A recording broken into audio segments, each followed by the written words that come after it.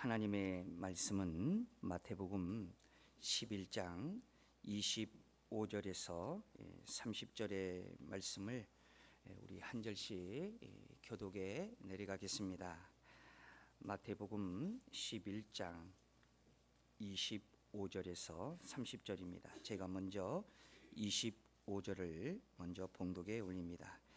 그때에 예수께서 대답하여 이르시되 천지의 주제이신 아버지여, 이것을 지혜롭고 슬기 있는 자들에게는 숨기시고 어린 아이들에게는 나타내심을 감사하나이다.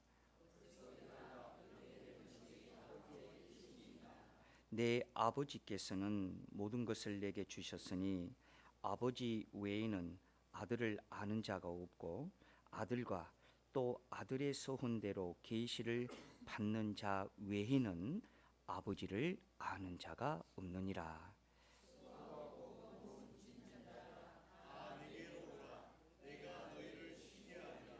나는 마음이 온유하고 겸손하니 나의 멍에를 메고 내게 배우라. 그리하면 너희 마음이 쉼을 얻으리니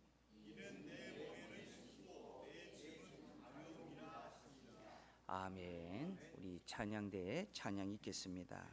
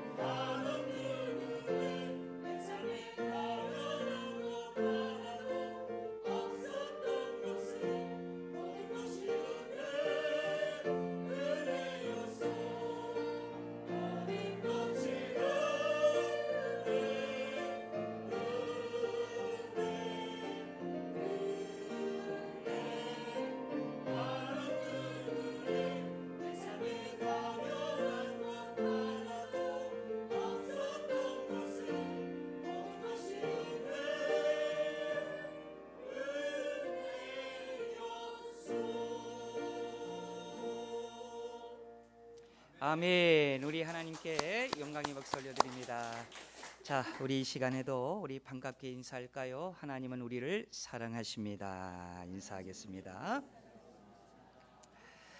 유튜브로 예배하는 우리 성도님들도 하나님은 우리를 사랑하십니다. 인사합니다. 자, 오늘 말씀의 제목은 그때에 드리는 감사라는 제목을 가지고 함께 은혜를 나누고자 합니다. 다음 주일은 우리 교회를 비롯한 우리 한국 교회가 맥주 감사 주일로 지킵니다. 자, 우리가 감사 주일이 되면 의례 감사 예물을 준비하며 또 지난 반년 동안 또 베풀어 주신 또 하나님의 은혜를 생각하며 우리가 무엇을 감사할까 이런 생각을 하게 되죠. 그런데 우리는 참 이 감사를 너무 쉽게 생각하는 경향들이 참 많은 것 같아요. 잘 되면 감사할 수 있지, 내가 건강하면 감사할 수 있고, 우리 자녀를 비롯한 우리의 가정이 든든히 서가면 그건 감사할 수 있지. 그래서 우리가 생각하는 감사라는 것은 좋은 일이 생겨야, 편안해야, 안전해야, 그래야 우리가 감사할 수 있는 일이라고 생각을 합니다. 그런데 오늘 본문은 이러한 우리의 생각을 완전히 뒤집어요. 자, 어떻게 뒤집습니까? 오늘 본문은 아주 짧은 말씀을 주목하면서 오늘 본문은 시작하는데 25절 여러분 소도를 다시 한번 보십시오. 자, 25절 소도를 보니까 성경이 어떻게 얘기하고 있습니까? 그때에 예수께서 대답하여. 자, 목사님 보겠습니다. 그때에 예수님께서 대답하신대요. 자, 그러면 그때라는 때는 언제일까요? 예수님께서 그때에 하나님께 감사의 기도를 드렸다고 성경은 증언하고 있는데, 그때는 바로 예수님의 사역이 대성공을 거두고 사람들이 예수님의 사역을 향해서 환호하고 있는 그때일까요? 아니에요. 그때의 이 성경 바로 직전까지 예수님께서는 그 예수님께서 공생애의 활동 무대였던 갈릴리 호수 저 북쪽 저 건너편에 있는 마을, 그러니까 고라신과 베세다 그리고 가버나움을 향하여서 우리 예수님은 가슴을 치면서 그들을 책망했어요. 이곳이 어떤 곳입니까? 예수님께서 가장 많은 기적을 베푸시고 가장 뜨겁게 사랑했던 그 지역이었습니다. 그런데 그 마을들, 그 도시들이 가장 예수님을 거절하고 바로 회개치 아니하는 마을, 회개치 아니하는 그런 도시가 되어버린 거예요. 이쯤 되면 사람들의 생각할 때에 예수님의 사역은 실패했다. 예수님께서 땀 흘려 수고한 모든 노력들이 헛수고로 돌아갔다. 기대만큼 열매가 맺지 아니하는, 그런 전혀 보이지 아니하는 그것을 향하여 사람들은 다 실패했다고 생각을 할 수도 있습니다. 그런데 오늘 성경에 보니까 놀랍게도 그때에 그랬습니다. 다시 한번 25절 우리 한번 합독할게요. 그때에 예수께서 대답하여 이르시되 천지의 주제이신 아버지여, 이것을 지혜롭고 슬기 있는 자들에게는 숨기시고 어린 아이들에게는 나타내심을 어떻게 한다고 그랬습니까? 감사하나이다 그랬어요.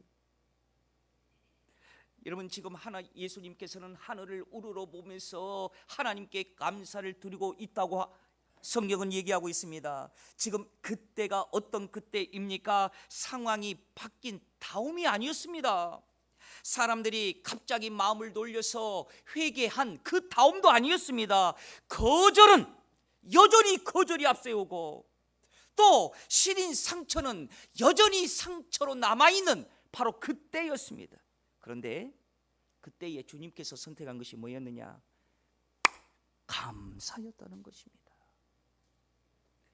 여러분 어떤가요?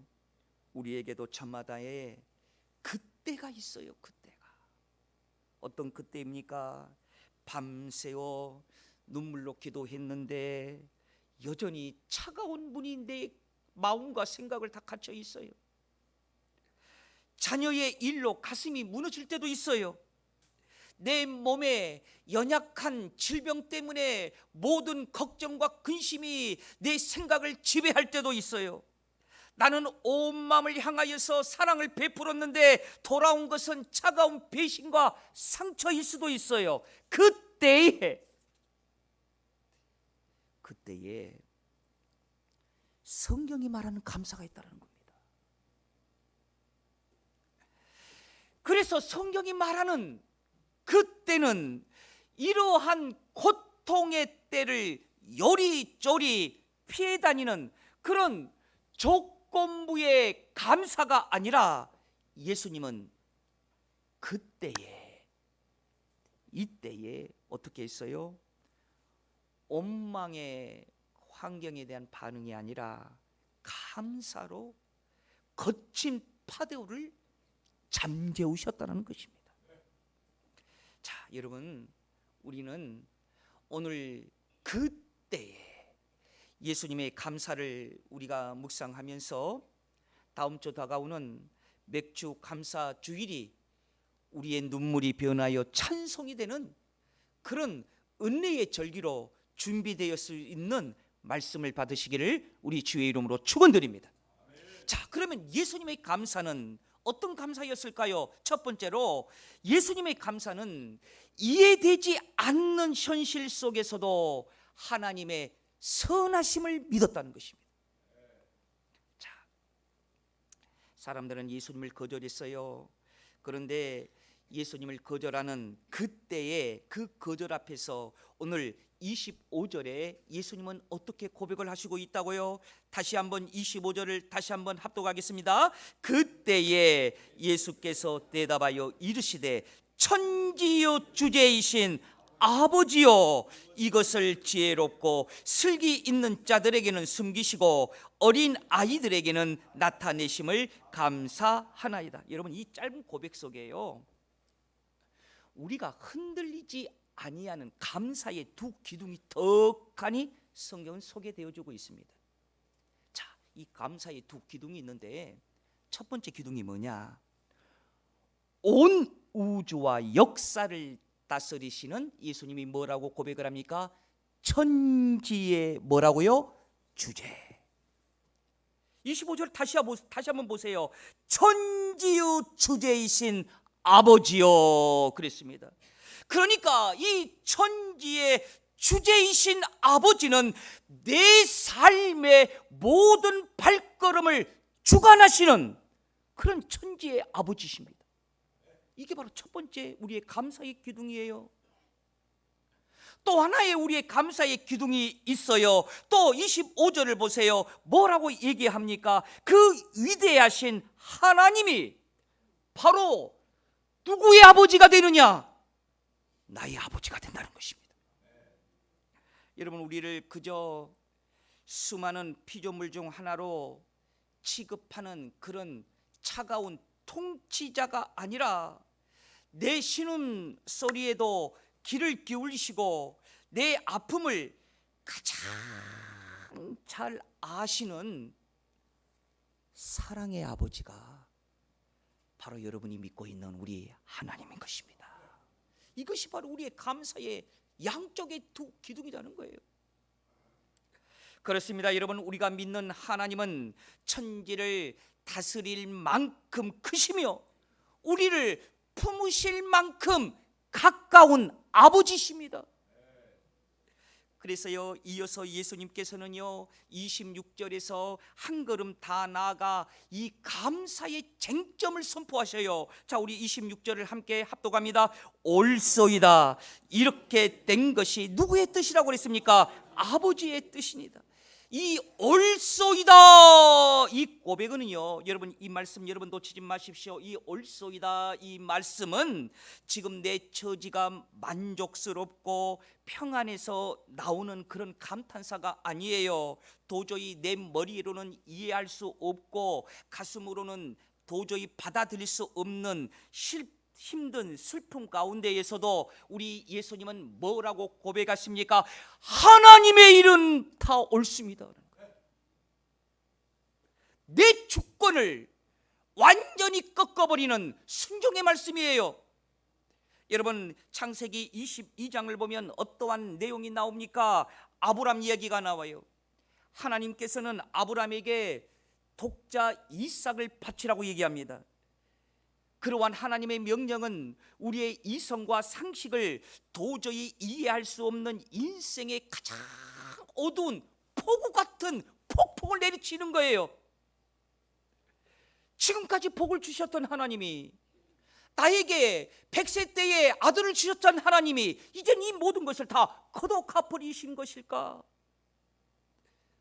충분히 그렇게 생각할 수 있고 충분히 그렇게 여길 수 있습니다. 그런데 그때에 아브람이 바라본 것은 무엇이냐? 이해할 수 없는 상식이 아니라 하나님의 성품을 바라본 거예요.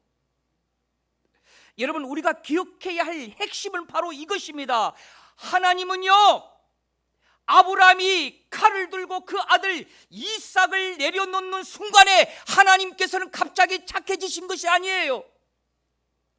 아브람에게 이삭을 바치라고 명령하신 그 청천벽력 같은 그 첫 순간에서도, 모리아산을 오르던 고통의 순간에서도 하나님은요 미리 순양을 준비해 두셨어요. 여러분 창세기 22장 14절을 주목해서 우리 한번 함께 합독해 보겠습니다. 아브라함이 그 땅 이름을 여호와 이레라 하였으므로 오늘날까지 사람들이 이르기를 여호와의 산에서 준비되리라 하더라. 아멘. 그러니까 아브라함은요 선하신 하나님의 성품을 흔들림 없이 믿는 거예요. 여러분 우리의 삶도 마찬가지입니다. 어쩌면 우리의 재정과 경제가 막히고 몸이 아픈 순간에도 여러분 하나님은 이미 우리의 인생을 향한 숲을 속 순양을 하나님은 준비하고 계십니다. 이게 하나님의 성품이셔요.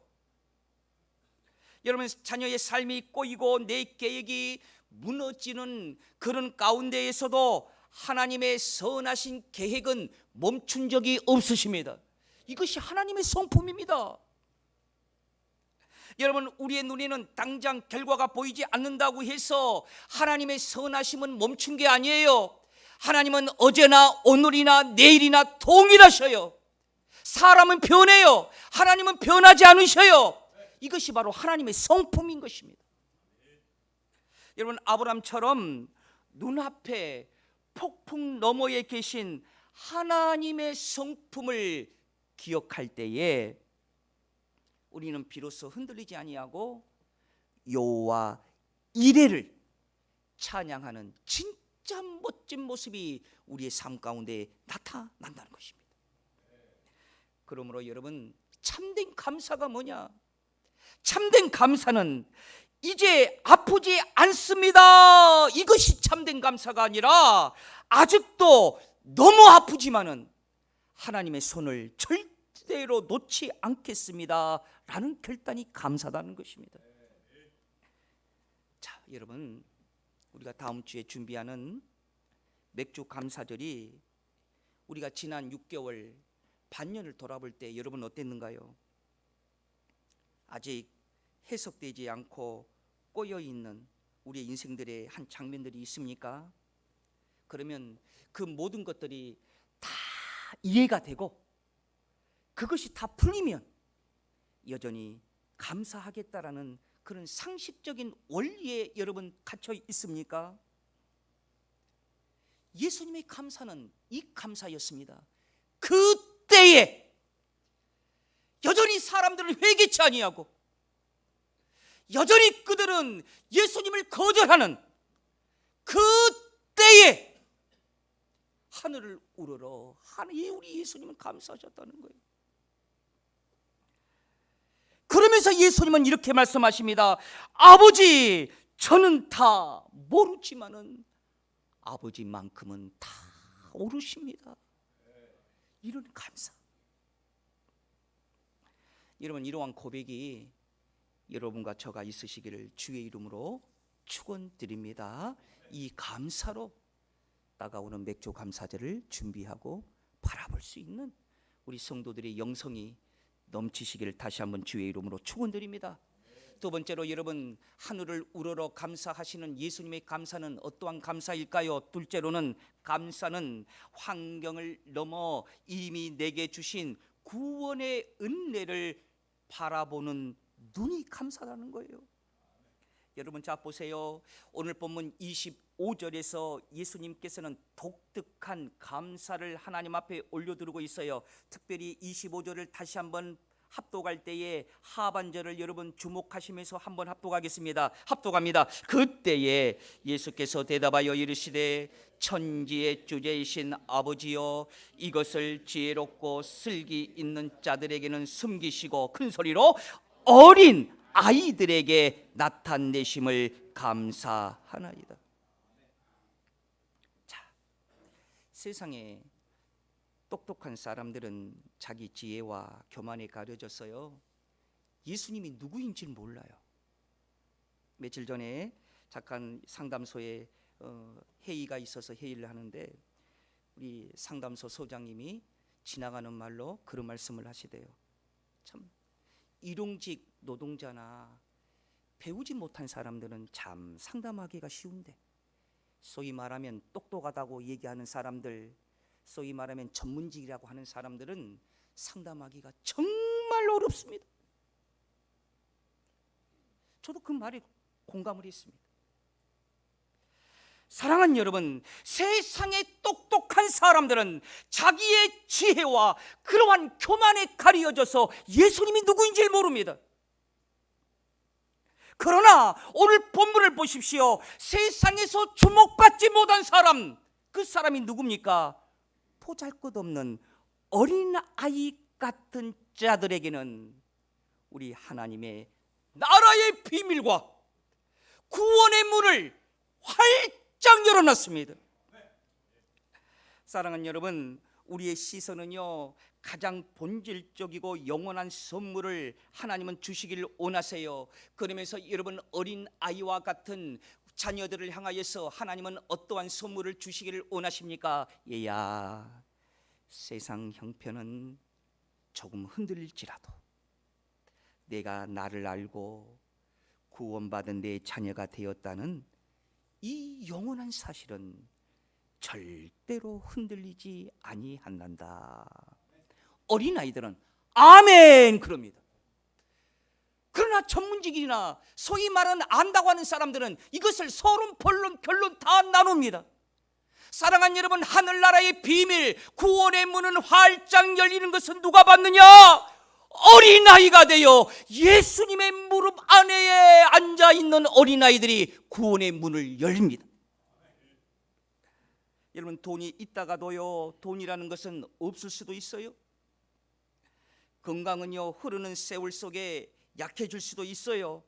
사람들의 평가는 아침 저녁으로 바뀝니다. 그러나 그리스도 안에서 우리에게 주신 하나님의 사랑은 세상의 오르내림에 결코 매이지 않습니다. 가장 깊은 죄의 문제를 해결해 주신 분이 바로 우리 예수님이시고, 영원한 지옥 형벌에서 건져 천국 백성 삼아 주셨다고 하면 우리는 이미 우리의 인생에서 가장 귀한 선물을 받은 하나님의 자녀들 아니겠습니까? 여러분, 인생의 가장 비극은 뭘까요? 여러분, 소유가 적은 것이 비극이 아니에요. 내 영혼에 하나님이 없는 것이 비극이에요. 그렇지만 우리의 인생의 가장 축복이 뭐예요? 나에게는 없는 것 같지만은, 환경이 편안치 않은 것 같지만은, 그러나 그리스도 안에서 하나님을 소유하는 것이 가장 큰 복된 자예요. 우리는 점점 이런 복된 하나님의 축복을 잊은 채 눈앞에 주어진 환경에서만 우리의 마음을 다 빼앗길 때가 너무 많다는 것입니다. 여러분, 누가복음 17장에 보면 어떠한 내용이 나옵니까? 여러분, 10명의 나병 환자의 이야기가 나옵니다. 그들은 모두 비참한 질병에서 고침을 받은 기적을 체험했습니다. 인생의 거대한 문제가 해결된 것입니다. 그런데 육신의 질병이 나온 후 9명은 주신 예수님의 축복만 손에 쥔 채 서둘러 그들은요, 일상생활로 돌아가는 것이 먼저였습니다.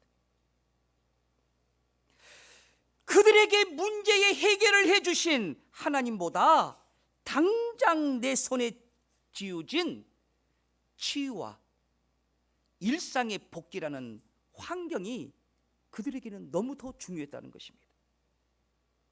그러나 오직 한 사람, 사마리아인이 가던 길을 돌이켜 예수님께 돌아와 발 앞에 엎드려 감사했습니다. 그는 육신의 고침을 넘어서 자신을 고치신 예수 그리스도를 바라본 거예요. 예수님은 안타까운 마음으로 묻습니다. 그 9은 어디 있느냐? 여러분, 주님이 찾으신 것은요, 그들이 무엇을 얻기를 주님은 바라셨느냐? 고치신 예수님, 해결해 주신 예수님, 그 예수님을 기억하고 찾아오는 것을 주님은 바라셨던 것입니다. 여러분, 이 돌아온 한 사람의 중심이 바로 맥주감사절의 정신이에요. 우리 일상생활보다도 주님을 기억하는 것으로 돌아오는 거예요. 오직 주님께서 돌이켰던 그 한 사람처럼 내 삶에 가장 먼저 예수님께 찾아와셔서 구원을 베푸신 하나님을 기억하며 내 삶의 첫 자리를 하나님께 돌려드리는 신앙의 고백이 맥주감사주일이에요. 사랑하는 여러분, 내 삶을 공급하시는 하나님 한 분으로만 충분하다는 것이 우리의 첫 열매의 감사예요. 하박국 선지자는 하박국 3장 17절에서 18절에 이렇게 고백을 합니다. 우리 한번 함께 합독합니다. 비록 무화과 나무가 무성하지 못하며 포도나무에 열매가 없으며 감람나무에 소출이 없으며 밭에 먹을 것이 없으며 우리의 양이 없으며 애양간에 소가 없을지라도 나는 여호와로 말미암아 즐거워하며 나의 구원의 하나님으로 말미암아 기뻐하리로다.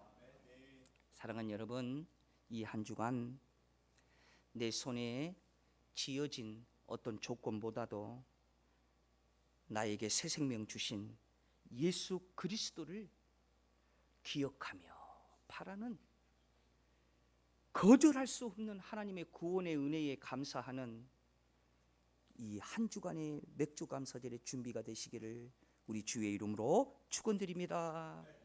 여러분, 마지막 세 번째로는 우리 주님께서 하늘을 우러러 감사는 감사는 어떤 기도냐, 어떤 감사냐? 내 모든 짐을 맡기고 참된 안식 속으로 걸어 들어가는 우리의 발걸음이, 우리의 믿음이 바로 감사다는 거예요.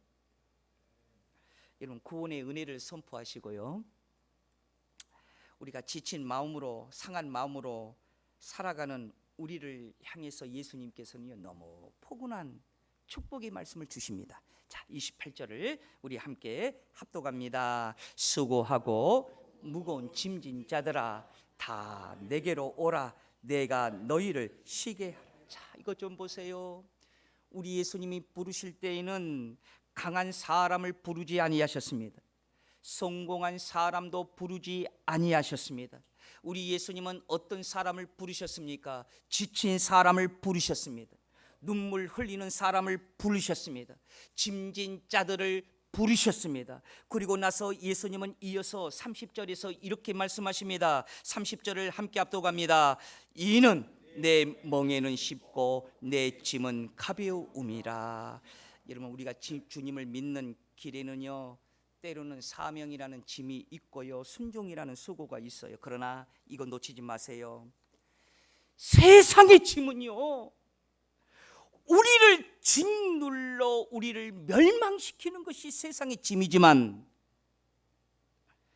주님이 주시는 짐은 우리의 영혼을 살리시는 짐입니다.